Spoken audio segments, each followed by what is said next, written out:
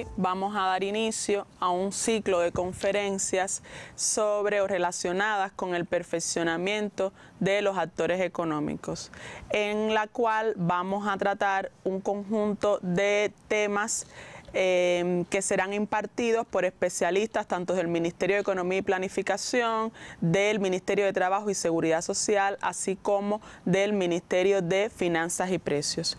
Los temas que vamos a tratar son, tal y como aparecen en pantalla, características y funcionamiento de las cooperativas no agropecuarias, características y funcionamiento de las micro, pequeñas y medianas empresas, proceso de solicitud y creación de las cooperativas no agropecuarias y de las micro, pequeñas y medianas empresas, perfeccionamiento del trabajo por cuenta propia y sistema tributario de los actores económicos. En la clase de hoy vamos a iniciar, como les comentaba al inicio en la presentación, este ciclo de conferencias con el tema en que le hemos dado a la clase las cooperativas no agropecuarias, su perfeccionamiento en el escenario económico cubano. Mi nombre es Natacha Mesa, soy profesora titular de la Facultad de Derecho y Derecho Mercantil y bueno, intentaremos ir compartiendo con ustedes algunas ideas en torno a este actor económico que, si bien no es un nuevo actor porque ya existía desde el 2011 en la realidad cubana, sí ha sido objeto de perfeccionamiento como parte de todo este proceso de reforma que ha sufrido en los últimos tiempos el sistema empresarial cubano. Yo creo que antes de comenzar a adentrarnos en el tema es importante contextualizar el actor económico sobre el que vamos a comentar hoy, y para ello he traído la primera interrogante y dice: ¿es la primera vez que se regula en el ordenamiento jurídico cubano las cooperativas no agropecuarias? La respuesta es no, porque, como comentaba hace unos instantes, la primera vez que se regularon las cooperativas no agropecuarias en Cuba fue en el año 2011, tal y como aparece en pantalla. Hemos puesto de alguna manera el íter por el que ha transitado toda la regulación de este actor económico en Cuba, a pesar de tener una tradición cooperativista en Cuba, pero esta tradición ha sido concentrada básicamente en el sector agropecuario. Como verán en pantalla, desde el 2011 se puso, como les decía, en vigor el primer cuerpo normativo que hizo posible la constitución de cooperativas en sectores diferentes al agropecuario. Posteriormente, en el 2019, se modificó este primer cuerpo normativo, se dictaron dos disposiciones normativas, en este caso el decreto ley 366 y el decreto 356, y recientemente, el 19 de agosto del 2021, se pone en vigor el decreto ley 47 de las cooperativas no agropecuarias, que se publica en la Gaceta Oficial Ordinaria número 94 de la fecha antes comentada. Como podrán apreciar, uno de los elementos que se evidencia en este íter que han transitado la regulación de las cooperativas no agropecuarias en Cuba es que los dos primeros momentos estuvieron caracterizados porque la regulación tenía un decreto ley y un decreto.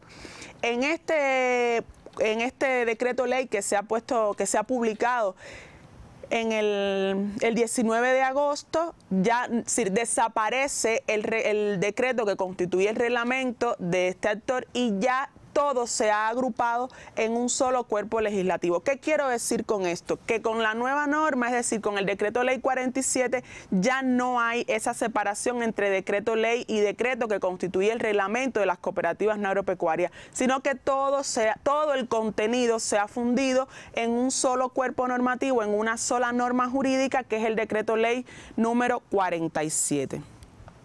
¿Qué es una cooperativa? Bueno, como podrán apreciar en pantalla, hemos traído la definición que de cooperativa se ofrece o contiene el artículo 2 del Decreto Ley 47.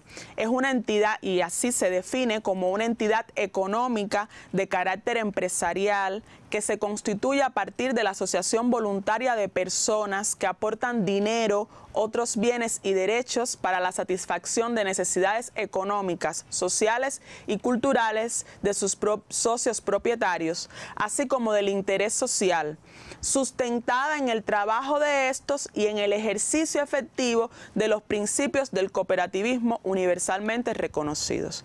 Hemos destacado algunas expresiones o palabras de esta definición porque a ella nos vamos a dedicar en momentos posteriores para ir analizando un poco desmembrando lo que es la definición de este actor con el objetivo de poder transmitir a ustedes las ideas principales que lo caracterizan y que resulte de su mejor comprensión.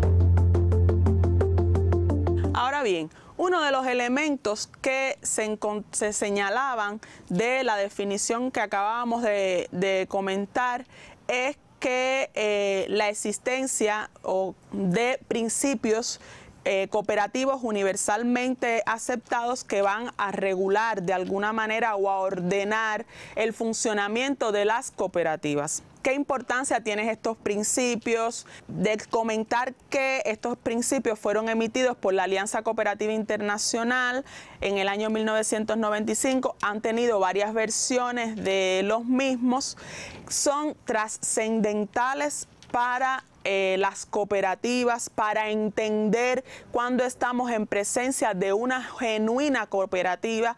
Yo lo concibo de alguna manera como la columna vertebral de las cooperativas, y cuando decimos que nos permite distinguir o entender que estamos en presencia de una genuina cooperativa, estamos haciendo referencia que el cumplimiento fiel de estos principios permite distinguir entre lo que es una cooperativa y lo que son empresas convencionales o empresas tradicionales, como pudiera ser una sociedad mercantil. Entonces, este elemento de alguna manera, unido a otros elementos que caracterizan a las cooperativas, es uno de los aspectos esenciales en el funcionamiento de este actor, que de hecho marca, como les decía hace unos minutos, puntos de diferencia con relación a otros actores. Y otro elemento importante es que existe una interrelación entre estos principios. No podemos concebir estos principios de manera sectorializada ni aislada. Todo lo contrario, estos principios todos están relacionados entre sí. En las diapositivas siguientes vamos a tener la oportunidad de ver cuáles son estos principios.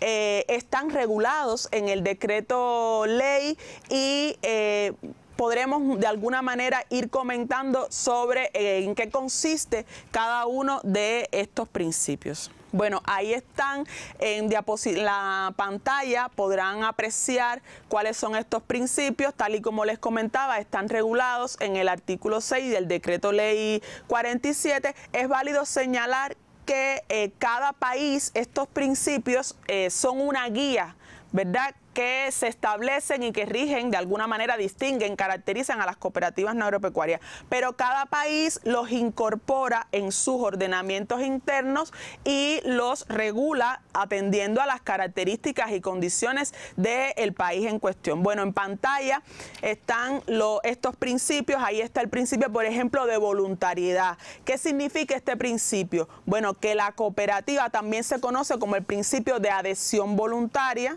Significa que la cooperativa es una entidad, un ente, una empresa donde los socios pueden entrar y salir cuando lo estimen conveniente. Es decir, no hay límites para la entrada o la salida de los socios, salvo algunos requisitos que las legislaciones en ese sentido establecen.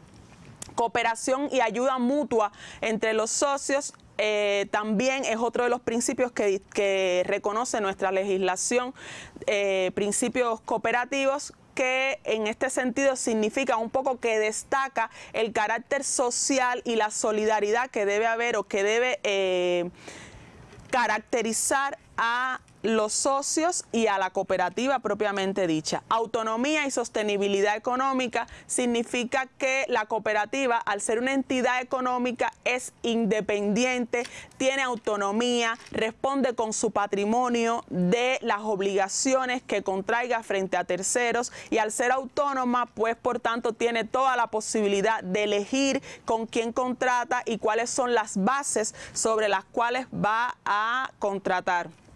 Disciplina cooperativista también es otro de los principios que regula nuestro ordenamiento jurídico en materia de cooperativa. El otro principio es la responsabilidad social, que esto es un principio que, si bien había comentado anteriormente que tiene que existir una interrelación entre todos los principios y que no existe tampoco una preponderancia entre uno y otro, yo creo que esto es un principio que de alguna manera refuerza el carácter social, solidario de este actor económico, en el sentido que la cooperativa tiene que tener como principio, vuelvo e insisto, un interés no solo por sus trabajadores, por sus socios, discúlpenme, por sus familiares, sino también por la comunidad donde está enclavada. En las legislaciones anteriores que regulaban el cooperativismo agropecuario en Cuba se reconocía como interés por la comunidad. Bueno, en este sentido yo considero que deberíamos hacernos una pregunta, ¿no? Bueno, ¿cómo hacer efectivo esta responsabilidad social? De manera que no figure en los documentos constitutivos de la cooperativa puramente como un formalismo. Y una de las acciones que pudiera realizarse es, teniendo en cuenta que la cooperativa tiene su domicilio ubicado en una localidad, en una comunidad, lo que debiera hacerse en este sentido es establecer relaciones de coordinación o de comunicación con la comunidad, de manera que puedan identificarse cuáles son las necesidades de ese territorio y poder contribuir de manera efectiva con y de alguna manera cumplir con este principio real y que no solo sea un formalismo. Yo creo que también esto es el tema de la responsabilidad social, más allá que es un requisito, un principio del cooperativismo, también debiera ser una política de alguna manera o acciones que deben realizar el resto de los actores económicos en la comunidad donde se encuentran enclavadas. Quedan dos principios, que es el principio de colaboración y cooperación entre cooperativas y entidades, que yo creo que es claro en el sentido de que permite, o la cooperativa no debe actuar o estar insertada en el sistema empresarial de manera aislada, sino que tiene que establecer relaciones de cooperación y ayuda, de alguna manera de colaboración con otras cooperativas y así también con otras entes o entidades que integran el sistema empresarial. Y por último, y no menos importante, es el principio de educación y formación. Es un principio de alguna manera también trascendental de las cooperativas. ¿Por qué? Porque como vamos a ver a continuación, una de las características que distingue a las cooperativas es que son autogestionadas. ¿Qué significa que sean autogestionadas? Significa que la cooperativa la dirigen, la conducen sus socios. Bien, la conducen sus socios y por tanto para poderla conducir en función de alcanzar el objeto social requieren ¿qué cosa? Estar capacitados, tener un conocimiento, una formación que le permita dirigir, guiar a la cooperativa por el mejor camino en función de alcanzar ese objeto social que se ha propuesto. En pantalla, ¿cuáles son las características que tienen este actor? Primero, es una persona jurídica, ya sobre eso habíamos comentado que la definición que se da de ella en el decreto ley, el término que utiliza es entidad económica, es una asociación de personas, no de capitales, y esto es importante y vamos a ver también que esto es una característica que de alguna manera también se concatena con otras características. ¿Por qué razón?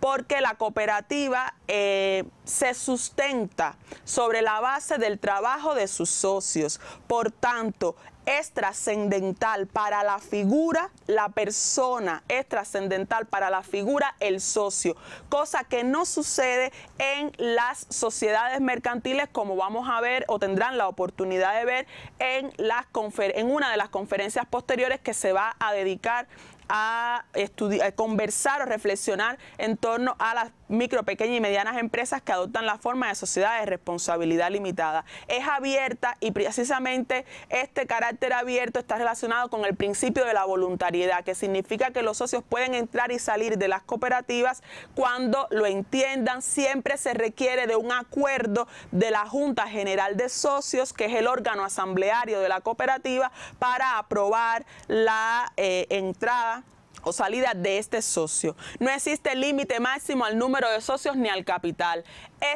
Esta característica está relacionada también con el principio de la voluntariedad. No existe un límite máximo, no hay un tope para integrar la cooperativa. Existe un mínimo y el mínimo es de 3 socios. Se crea para la satisfacción de necesidades comunes de todos los socios. Va a tener, como toda persona jurídica, una actividad económica a la que va a realizar, que es el objeto social. Uno de los elementos positivos que ha traído como consecuencia todo este proceso de perfeccionamiento de los actores económicos es que podrá este actor determinar libremente su objeto social. Para ello solo debe tener en cuenta lo que se establece en el decreto 49, que es contiene el anexo que se ha denominado listado de actividades no autorizadas a ejercer por las micro, pequeñas y medianas empresas privadas, cooperativas no agropecuarias y trabajadores por cuenta propia. Todo esto publicado en la Gaceta Oficial Ordinaria 94 del 19 de agosto del 2021. Es decir, que en este anexo se contienen las actividades que no se pueden realizar por ninguno de estos actores económicos. El resto podrá la cooperativa o los socios decidir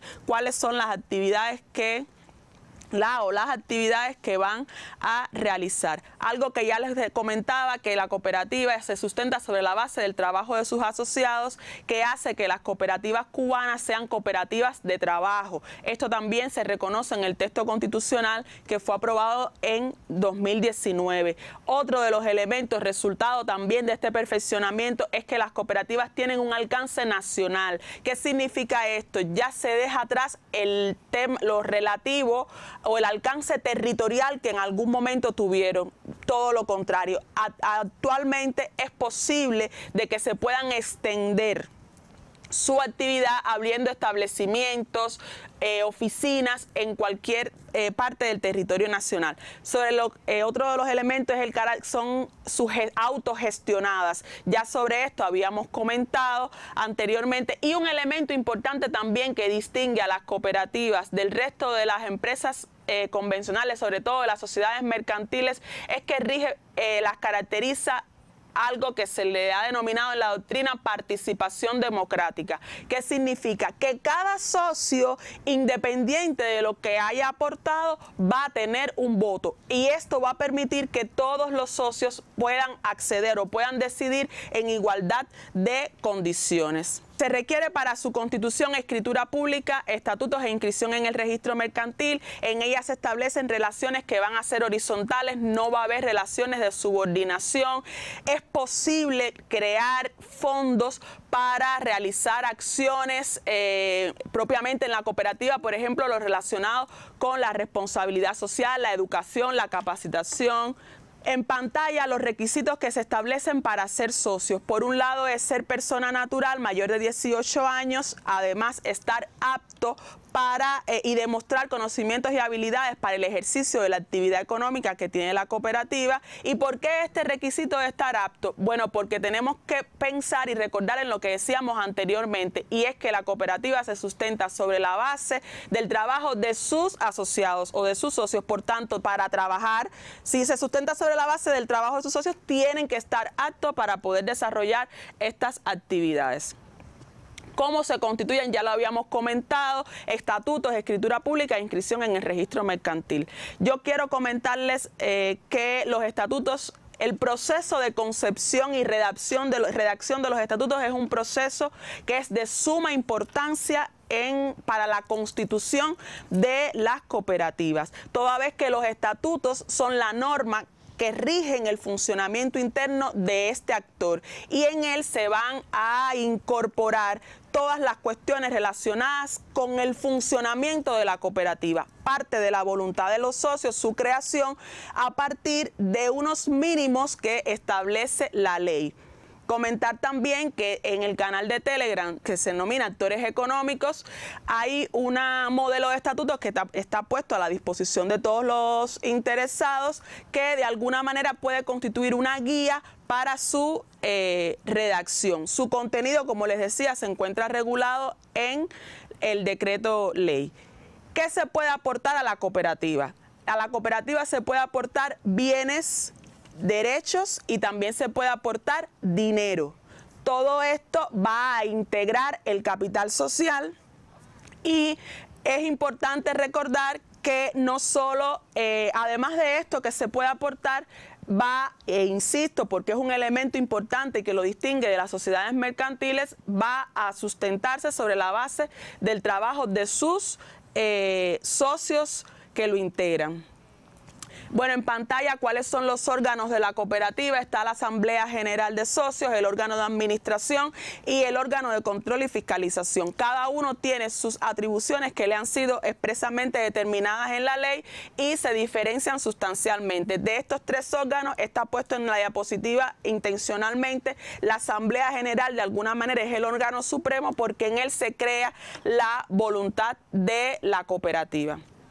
Aspectos a destacar del decreto ley 47, y es que se produce una flexibilización de determinadas cuestiones, como por ejemplo el proceso de constitución se flexibiliza en el sentido que ya no va a ser el Comité Ejecutivo del Consejo de Ministros quien lo aprueba, sino que su aprobación es competencia o función del Ministerio de Economía y Planificación. Lo del alcance territorial se suprime, que ya era algo que habíamos visto, se elimina el número de socios, se redefinen los órganos cooperativos, así como también se redefinen las causas de disolución de la cooperativa. Y yo creo, antes de concluir, un elemento importante que podemos incorporar de este actor es que, si bien la cooperativa se sustenta sobre la base del trabajo de sus socios, puede requerir de contratar fuerza de trabajo, pero esta contratación va a ser temporal, hasta 3 meses es el término que establece la ley, y por aquellas cuestiones que los socios en la cooperativa no puedan resolver o no puedan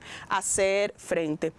En la última de las diapositivas aparece una información sobre a lo que hemos estado haciendo referencia en la mañana de hoy, la Gaceta Oficial, donde está publicado todo el paquete normativo que regula este actor, a todos los actores y entre ellos a este actor, la dirección de la página web del Ministerio de Economía y Planificación, el canal de Telegram, así como la dirección de email de la Dirección de Actores Económicos al cual pueden dirigirse para enviar cualquier inquietud, comentario, pregunta, cuestiones que no le hayan quedado claras, tanto de la presentación de hoy como de todo lo que se ha venido haciendo.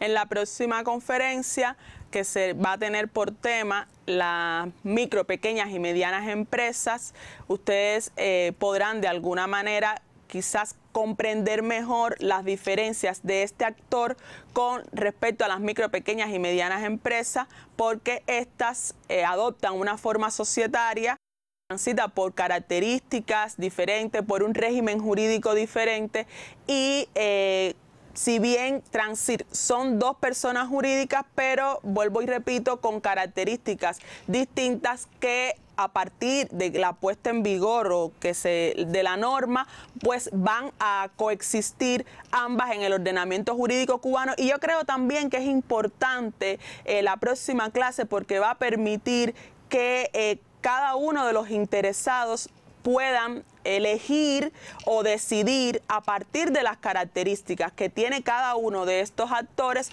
cuál va a ser la forma jurídica organizativa que le va a dar a su negocio en cuestión. Entonces, hasta aquí las reflexiones que tenía prevista como parte de la conferencia para darles a ustedes hoy, y me despido no sin antes agradecerles por la atención brindada y bueno, muchas gracias.